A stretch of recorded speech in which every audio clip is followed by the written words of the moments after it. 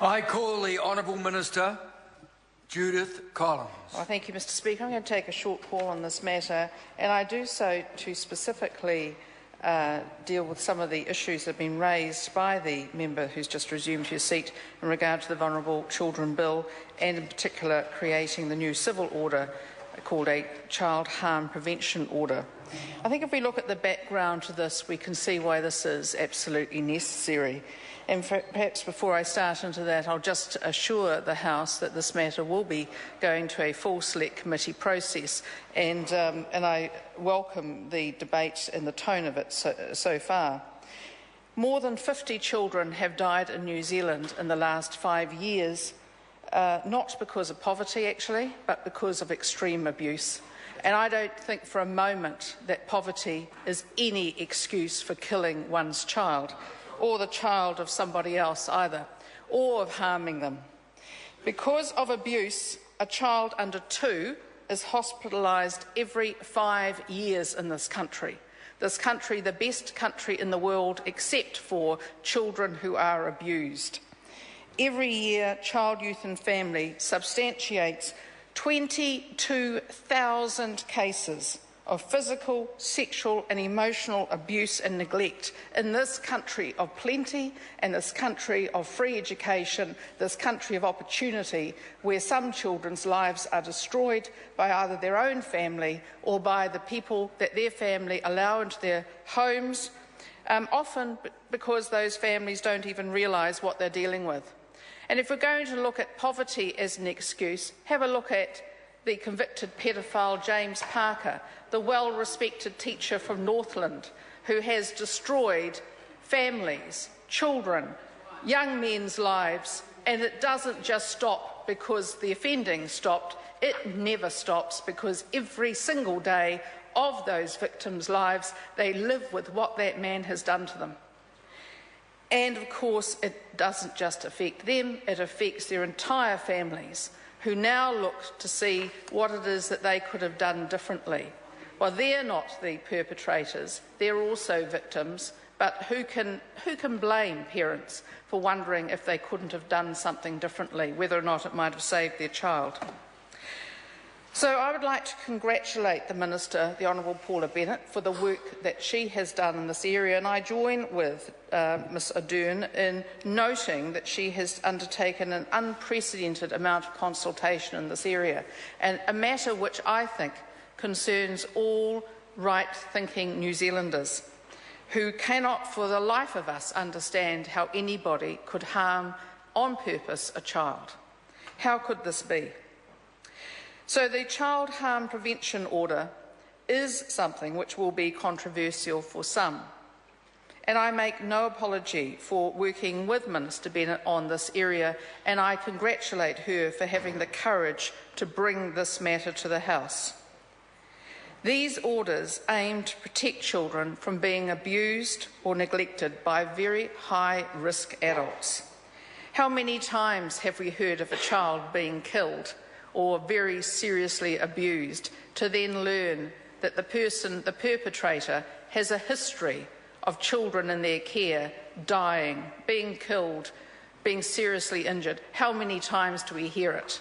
And how many times are we going to hear it before this Parliament really does sit up and take notice and do something about it, and do something to protect those children? What's more, these orders are a very clear example of our commitment to keeping people safe and reducing crime, because an ounce of prevention in this case is going to actually save a lifetime of misery, particularly for a child.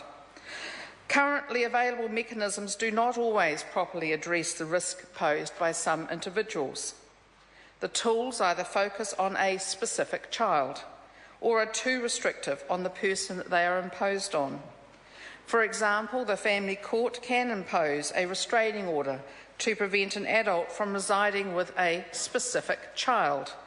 In contrast, child harm prevention orders will allow courts to restrict high-risk individuals from living, working or associating with groups of children, as well as specific children.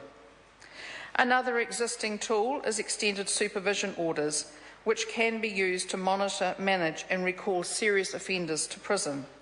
However, extended supervision orders are only applied to people convicted of certain sexual offences. In contrast, child harm prevention orders will be imposed by the High or District Court where a person is convicted of specific offences against children or has been found on the balance of probabilities to have committed such an offence. The person must also be assessed as posing a high risk of causing serious harm to other children. And the member who's resumed her seat quite rightly notes that that is a pretty tall order. That's a world-leading provision. And I'd like to just run through some of the reasons why we would want to have that. Partly because a dead child can't say who's killed them.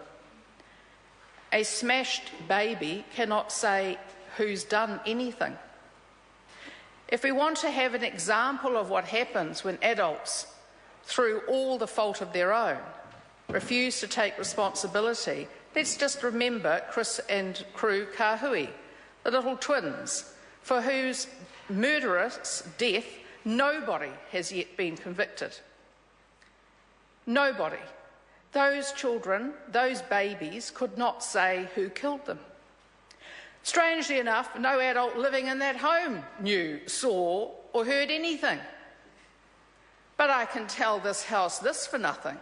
I wouldn't let any of those adults look after my dog, let alone a child. That's right. Ever.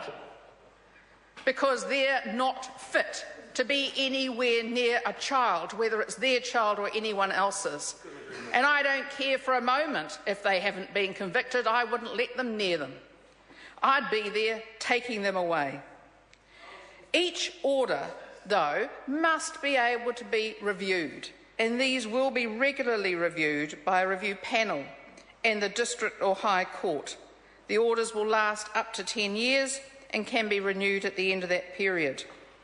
But it is important, and I think we should acknowledge that there may be something in someone's life that for some reason means that they have abused a child. In other words, they've taken those actions themselves, and for which I hold them fully responsible. They may, however, turn their lives around, because I believe in the power of redemption of people, to change their lives, to turn their lives around and to stop their behaviours. And so they will, in fact, be able to say, look, I'm a better person now. I've learnt.